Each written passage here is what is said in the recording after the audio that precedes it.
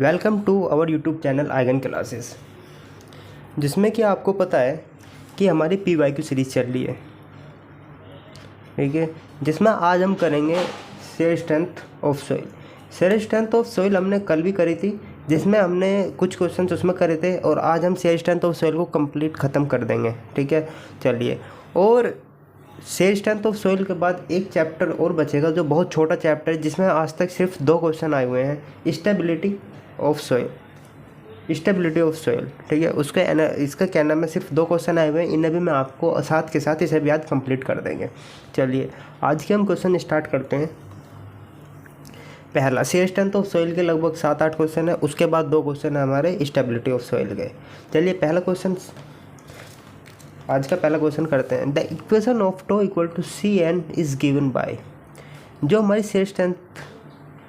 Shear strength की जो equation है, ये किसने दी है? रैंकाइन ने, कोलम्ब्स ने, न्यूटन ने या मोहर ने? ये शेयर स्ट्रेंथ जो है, ठीक है, ये हमारी स्टार्टिंग में दी थी कोलम्ब्स ने। ठीक है, और फिर इसमें कुछ मॉडिफाई करा था तरजागी जी ने। ठीक है, लेकिन जो दी हुई है ना, ये कोलम्ब्स की है। जो इसका ऑप्शन है वो हमारा बी हमारा इसमें करेक्ट है। नेक्स्ट क्वेश्चन पे चलते हैं। The unconfined compression strength test, unconfined compressive strength test. अगर अनकन्फाइंड की बात कर रहे हैं तो उसका अनड्रेन टेस्ट होगा।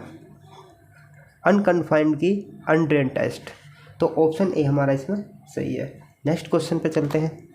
अ footing is resting on a fully saturated clay. Strata of checking the inter stability shear parameter are use from.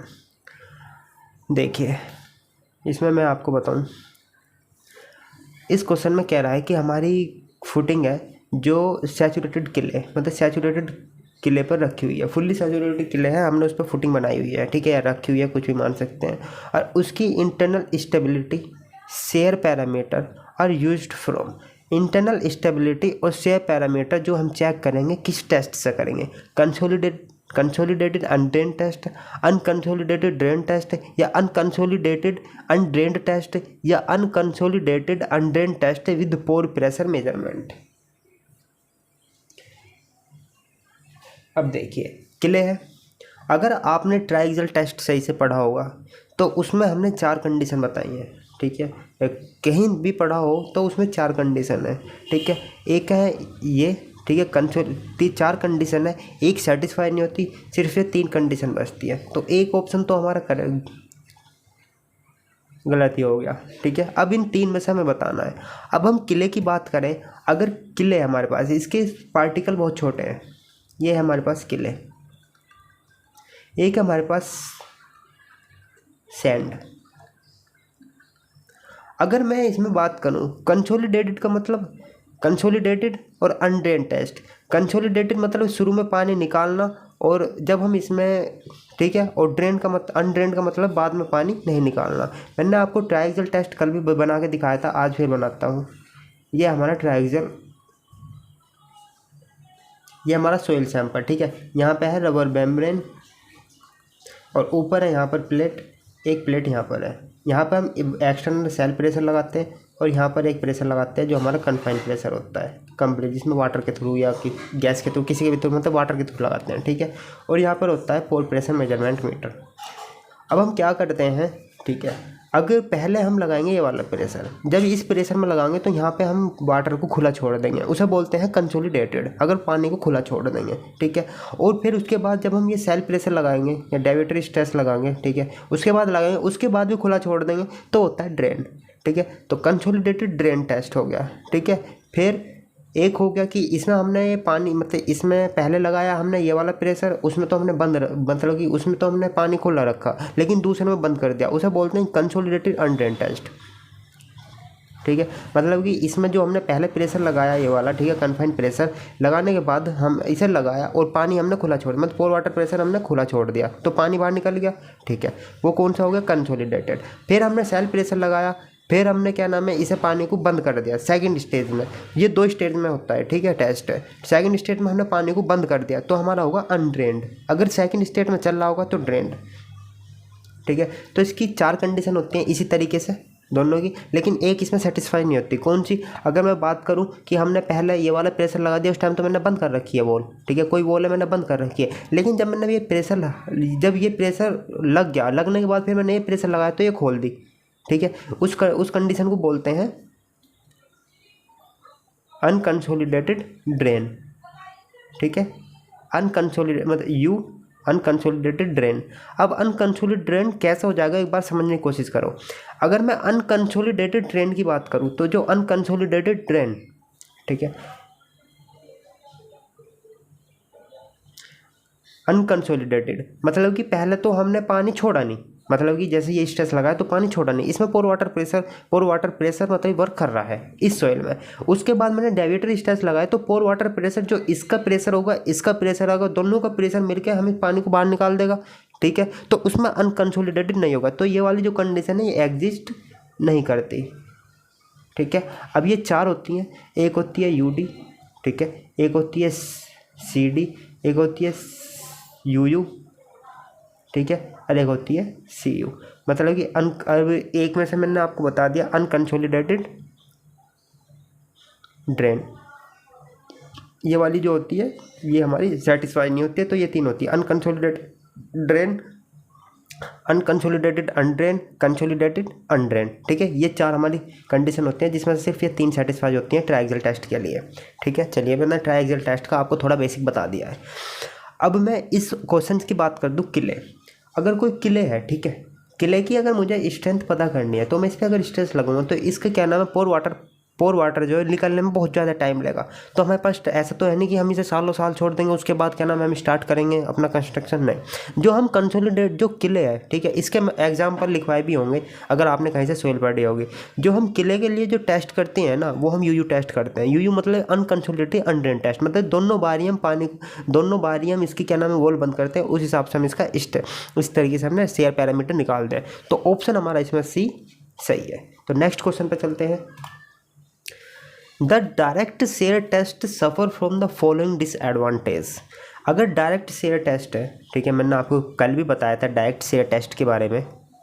Direct shear test, मैं इसकी पहले डायग्राम, एक हमारे पास ये बॉक्स है, एक बॉक्स लिया है अनूप पर, ठीक है, और इसमें मैंने फुल्ली सॉइल भरी हुई है, ठीक है, कंप्लीट सॉइल भर दी है, और यहाँ पर एक पेन लगा दिया है जो इसको रोकता है, और एक यहाँ पर हम इसे पुल कर रहे हैं, ठीक है, और यहाँ पर होता है एक गेज जो नापता है कि कितनी स्ट्रेंथ है, ठीक है। इस तरीके से हम इसे पुल करेंगे तो कितना जाएगा, कितना इसमें तो ये होता है मतलब कितने डिस्टेंस पे जा रहा है, ठीक है।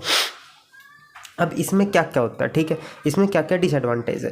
पहला डिसएडवांटेज, इसमें सारे ही डिसएडवांटेज हैं जो इसमें लिखे हुए हैं, ठीक है। एक बात देखते हैं, drainage condition can not be controlled. इसमें हम ड्रेनेज कंडीशन कैन कंट्रोल नहीं कर सकते, ठीक है, कोई इसमें पैरामीटर ऐसा कुछ है ही नहीं, ठीक है, जो ड्रेनेज कंडीशन कंट्रोल कर सके। ये भी हमारा ऑप्शन सही है। अब इसकी बात करें, pore water pressure can not be measure, ना पोर वाटर प्रेशर मेजर कर सकते।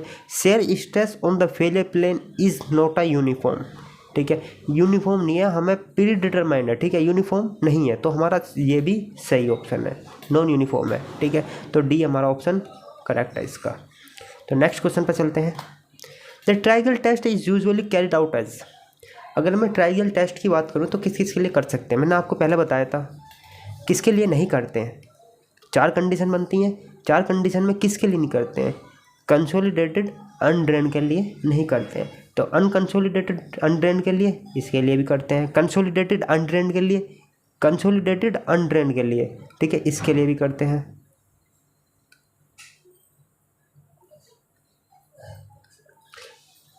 अनकंसोलिडेटेड ड्रेन के लिए नहीं करते, ठीक है, ये गलत हो गया, अनकंसोलिडेटेड ड्रेन के लिए नहीं करते हैं, ठीक है। तो कंसोलिडेटेड ड्रेन अनड्रेन के लिए करते हैं और ड्रेन टेस्ट भी करते हैं। तो all D is option correct. Next question पे चलते हैं। In the triangle test the intermediate principal stress is. जो इंटरमीडिएट प्रिंसिपल स्ट्रेस है इसे माइनर प्रिंसिपल स्ट्रेस भी बोलते हैं। Intermediate principal stress, minor principal stress, minor principal stress, ठीक है। अब माइनर प्रिंसिपल स्ट्रेस, अब ये कन्फाइनिंग ये इक्वल होता है कन्फाइनिंग प्रेशर के, ठीक है। जो मिनिमम प्रिंसिपल, ये क्या नाम है, इंटरमीडिएट प्रिंसिपल स्ट्रेस को क्या बोलते हैं, माइनर प्रिंसिपल स्ट्रेस, और माइनर प्रिंसिपल स्ट्रेस इक्वल होता है कन्फाइनिंग प्रेशर के। तो इसमें बी ऑप्शन हमारा सही है। तो नेक्स्ट क्वेश्चन पर चलते हैं। In the triaxial compression test on the soil the specimen of the intermediate principal stress is equal, ठीक है। इंटरमीडिएट प्रिंसिपल स्ट्रेस, फिर ये क्वेश्चन है और 2004 में आया हुआ है, ठीक है। इंटरमीडिएट प्रिंसिपल स्ट्रेस, अगर मैं इंटरमीडिएट प्रिंसिपल स्ट्रेस की बात करूँ, मैंने आपको पहले एक बार याद करिए, पहले बताया था, एक तो ये माइनर प्रिंसिपल स्ट्रेस बोलते हैं इसे, और ये इक्वल होता है confining principal stress, confining stress के भी, ठीक है। तो बी ऑप्शन इसमें सही है हमारा। तो नेक्स्ट क्वेश्चन पर चलते हैं। In the direct shear test shear stress मतलब टो कितना दे रखा है, देख शेयर स्ट्रेस, चलो मैं यहीं पर अंडरलाइन करूँ, shear stress and the normal stress on a dry sand at a failure, dry sand की बात होगी तो हमारा सी 0 होगा, ठीक है। अगर सैंड की बात हुई है तो सी 0 हो गया, ठीक है। Angle failure are the 0.6 and 1 kg पर सेंटीमीटर स्क्वायर, ठीक है। 0.6 kg पर सेंटीमीटर स्क्वायर एंड 1 kg पर सेंटीमीटर स्क्वायर रेस्पेक्टिवली। मतलब शेयर स्ट्रेस कितना है हमारा 0.6 kg पर सेंटीमीटर स्क्वायर, और जी सी हमारा कितना, नॉर्मल स्ट्रेस सिग्मा एन कितना है हमारा 0 मतलब ये नहीं 1 ओनली 1,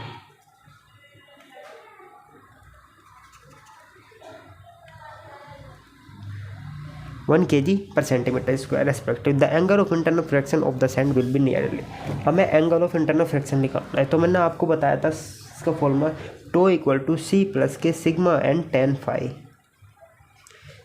ठीक है। तो नॉर्मल स्ट्रेस इन्होंने दे रखी, ये कितना है 0.6, ये कितना है 0, ये कितना है 1, तो इसकी फाई की वैल्यू निकालनी है। तो 0.6 is equal to tan phi आ जाएगा, तो phi is equal to tan inverse 0.6, ठीक है। tan इनवर्स 0.6, tan इनवर्स 0.6 की जो वैल्यू होती है वो होती है 31 डिग्री। तो बी ऑप्शन इसमें हमारा सही है, ठीक है। अब यहाँ पर हमारा जो है शेयर स्ट्रेंथ ख़त्म हो गया, जिसमें मैंने आपको लगभग 18 या 20 क्वेश्चंस कराए हैं। शेयर स्ट्रेंथ अच्छी तरीके से ख़त्म किया है हमने, ठीक है। अगर आपको कोई भी प्रॉब्लम आती है तो आप हमारे टेलीग्राम से जुड़ के इस किसी भी चैप्टर के, किसी भी सब्जेक्ट के, वहाँ पर आप फ़ोटो खींचकर भेज सकते हैं, ठीक है, और हम वहाँ पर आपको रिप्लाई दे देंगे। चलिए अब हम स्टार्ट करते हैं stability of soil, stability analysis of soil, stability analysis of soil, ये चैप्टर है हमारा, ठीक है। इसमें सिर्फ 2 क्वेश्चन आए, इतना इंपॉर्टेंट नहीं है, ठीक है। सिर्फ एक क्वेश्चन ये है, एक अगला है, ठीक है। चलिए स्टार्ट करते हैं। The actual moment of the soil mass is known as, actual moment of the soil, अगर मैं एक्चुअल मोमेंट की बात करूँ, जो हमारा सॉइल है, सॉइल मास वो मूवमेंट होता है। सॉइल स्टेबिलिटी का मतलब है अगर कोई हमारी पहाड़ी इलाका है, ठीक है, और पहाड़ी इलाके में जो सॉइल के पहाड़ होते हैं, ठीक है, जो सॉइल के क्या नाम बने होते हैं, और वहाँ पर लैंड स्लाइडिंग होती है, ठीक है। ये लैंड स्लाइडिंग होते हैं, ये किसकी वजह से होती है, एक तो ये किसकी वजह से होती है, ठीक है। इसका मेन रीजन क्या है, एक तो ग्रेविटी प्रेशर, मतलब एक तो ग्रेविटेशनल फोर्स, ठीक है, और एक होता है सीपेज प्रेशर, ठीक है। सीपेज प्रेशर, क्योंकि आपने देखा हो लैंड स्लाइडिंग ज़्यादातर बरसात के मौसम में होता है, क्योंकि ग्रेविटी तो लगती है, ठीक, ग्रेविटी फोर्स तो लगता ही है परमानेंट, लेकिन सीपेज प्रेशर बरसात के मौसम में कुछ ज़्यादा होने लगता है, ठीक है। तो जो ये जो क्या नाम है फेल होता है, वो कैसे होता है, स्लोप, ठीक है, ड्यू टू स्लोप फेलियर। तो सी ऑप्शन इसमें हमारा सही है, ठीक है। चलिए नेक्स्ट क्वेश्चन पर चलते हैं। Which one of the following statement is correct in the case of the Bischoff simplification method slice? अब इसमें आपने स्लाइस पढ़ा होगा, स्लाइस आपने देखा भी होगा, ठीक है। Bischoff simplification method of slice, इसमें क्या है, कोई भी हम अगर सॉइल ले रहे हैं, ठीक है, इसकी स्लाइस पीस काटते हैं और इसकी शेयर स्ट्रेंथ निकालते हैं, ठीक है, इंडिविजुअल स्लाइस की। अब इसमें हम ऑप्शन पढ़ें कि इंडिविजुअल स्लाइस के बारे में कौन सा ऑप्शन हमें बात कर रहा है, ठीक है। अगर Bischoff simplified method of slice, slice मतलब इंडिविजुअल स्लाइस, मतलब कोई मतलब ये इंडिविजुअल इस स्लाइस का अलग निकालेंगे, इसका अलग सबको फिर समेशन कर देंगे तो हमारा शेयर फोर्स, तो हमारा जो इसमें जो हम एनालिसिस करते हैं वो कंप्लीट होती है। ठीक है, अब देखते हैं कि इसमें कौन सा ऑप्शन ऐसा है जो हमारे इंडिविजुअल स्लाइस की बात कर रहा है। Is the satisfy only the vertical force equilibrium, जी नहीं, इसमें तो स्लाइस की बात हो ही नहीं रही है। That disregard the effect of force acting on the side of the individual slice. ठीक है, दो हमारा फोर्स है, ठीक है, force acting on the side on the individual slice. ठीक है, ये ऑप्शन हमारा सही है। और पढ़ते हैं, the satisfy only the horizontal force equilibrium, जी नहीं। The satisfy only the moment of force equilibrium, जी नहीं। तो ऑप्शन बी हमारा इसमें सही है। ठीक है, चलिए ये चैप्टर भी आपका ख़त्म हो गया है। ठीक है, आज हमने 2 चैप्टर ख़त्म किए जिसमें शेयर स्ट्रेंथ ख़त्म किया है और क्या नाम है स्टेबिलिटी ऑफ सोइल ख़त्म किया है। ठीक है, जो कल हम करेंगे वो करेंगे earth pressure and retaining wall. Earth pressure और रिटेनिंग वॉल के मैं 10-12 क्वेश्चन लेकर आऊँगा, बस इसमें आपको वे क्वेश्चन लाऊंगा जो इंपॉर्टेंट क्वेश्चन है और SSC जेईई के हिसाब से मतलब कि जो पूछे जाते हैं ज़्यादातर। ठीक है, और जो क्या नाम है एक तो थ्योरेटिकल बेस और एक क्या नाम है कंसेप्ट बेस क्वेश्चन लेकर आऊँगा मैं कल आपको। और इसमें मैं आपको बताऊँ, अगर आप हमारे चैनल से जुड़े हुए हैं और आपको फ़िलहाल टाइम पे अभी बिहार का क्या नाम है जेईई का एग्ज़ाम है, उसकी भी आप अगर वीडियो देखना चाहते हैं तो हमने क्या नाम है हमारे चैनल पे अभी फ़िलहाल टाइम पे वहाँ के क्या नाम है इंजीनियर ग्राफिक्स पढ़ा रहे हैं कपिल सर। आप वहाँ पे जाके प्रीवियस ईयर के क्वेश्चंस देख सकते हैं इंजीनियर ग्राफिक्स के। और अगर आप हमारे बिल्डिंग मटेरियल और PYQ सीरीज़ आपको पता ही है चल रही है। ठीक है, इसमें हमने एक तो बिल्डिंग मटेरियल और सेकंड सोम ये हमारे कंप्लीट हो चुके हैं। और अब सोइल की भी लगभग 1 2 3 क्लास हो आएंगी। ठीक है, थर्ड सोइल की भी 3 क्लास हो रहे हैं, सो ये भी कंप्लीट हो जाएगी। सोइल की भी 3 क्लास बची हुई हैं, ये भी कंप्लीट हो जाएगी। ठीक है, तो बस इतना ही कहूँगा। अगर आप हमारे टेलीग्राम चैनल से जुड़े तो हमारे जो लिंक है वो डिस्क्रिप्शन में भी है और अबाउट सेक्शन में भी है। Thanks for watching.